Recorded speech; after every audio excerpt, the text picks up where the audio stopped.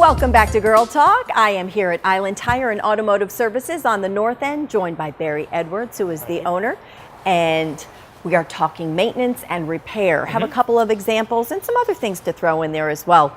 Let's talk about this vehicle and really some of the driving habits and how that affects the maintenance and how you go about that. Well, take for instance, this is a Honda that it's 1996, but it only has 80,000 miles. That's not uncommon for a lot of island vehicles because either they've got one car that they use for long trips and maybe one just for the local stuff, and we don't have that far to go. So vehicles like this are relatively low maintenance, but then it starts to become a factor of not necessarily mileage, but age.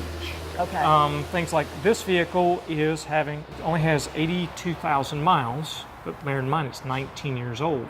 And it was starting to have some misfire, some issues. It started looking in the spark plugs, which normally you would have changed out at about 7-8 years, 100,000 miles, which is pretty typical mileage for most people. You're not even at 100,000 here, and you've got 19 years. Yeah, and the other thing that happens with island driving, because it's often short distance, low speeds too. Lower speeds, they don't always get up to full operating temperature. Okay. So you can start to have buildup of carbon deposits because they never really burn those off. So for this vehicle, I mean, it's in great shape.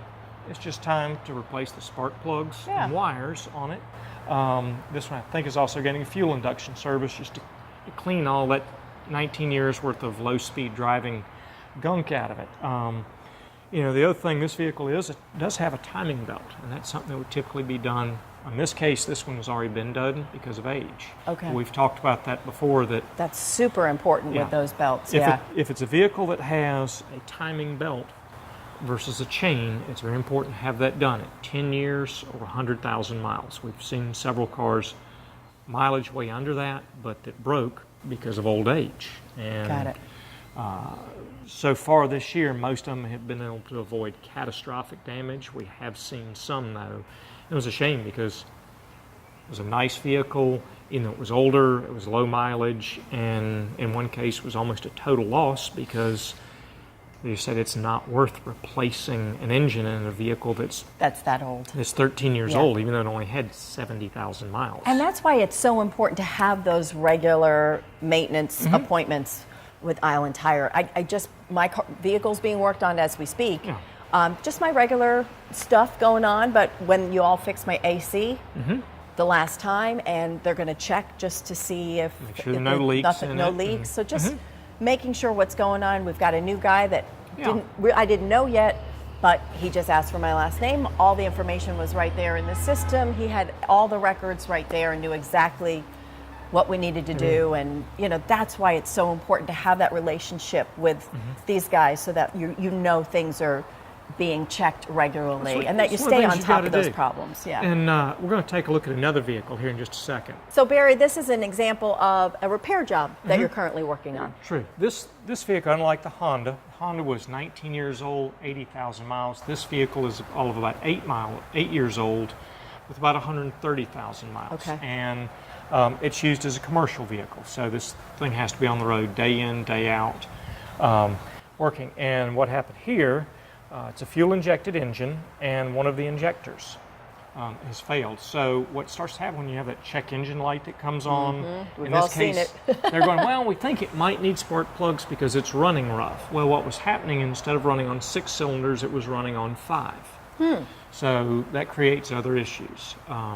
Vehicle still runs rough, doesn't have very good power, mileage is terrible, and if you continue to operate a vehicle like that, it starts to create other problems because the unburned fuel starts to cause issues with the catalytic converter and the emission system, and the computer doesn't like it, and that's why it lights up that little check engine. It's going, I'm really not happy. You know, the check engine light can be set by many things, but that's where we talked about Todd Thompson. Todd is the new guy here at the North End. Todd's managing the North Store, and he is a ASC certified master tech.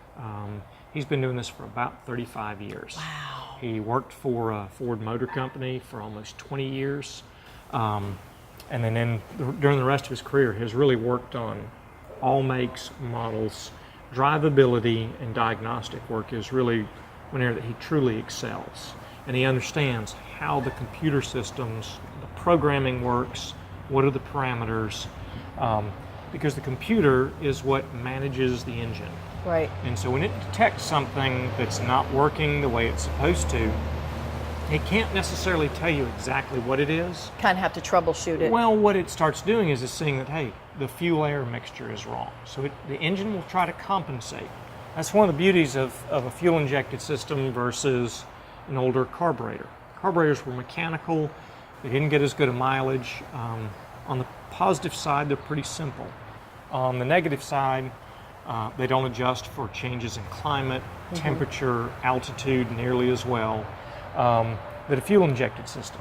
There's a nice thing with one of these, you go in, you turn the key, it cranks up, and you drive it. And that's what ultimately everyone wants to be able to do with their car. Right. Then let's talk a little bit more about Todd again, just with that, those credentials, you know, and how great it is to know that somebody, now of course all your guys are super knowledgeable, and as we've talked previously, they really have got to stay up on technology. Absolutely. But it sound, with Todd, I think you'd said off camera, that master tech credential there, that's as high, that's as smart as you can get when it comes to automobiles. About as high, it's about as high as you can get an ASC certification. So how nice is it to have somebody, and I gather that type of level is fairly unique or rare in this industry. Particularly in the independent world, but Mike at our South store has similar credentials and experience. These guys really know what they're doing, and whether it's for a resident, again, you want to have those relationships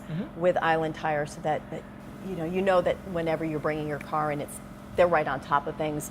But when you're visiting as well, we talked about the upcoming crazy summer season and people bringing their vehicles in. This is a great place to come, where you can get that maintenance or a quick repair done, and trusted and great reputation here on the island. Thank you, Barry. And thank you all for tuning into this episode of Girl Talk. I'm Debbie Court, and we'll see you next time.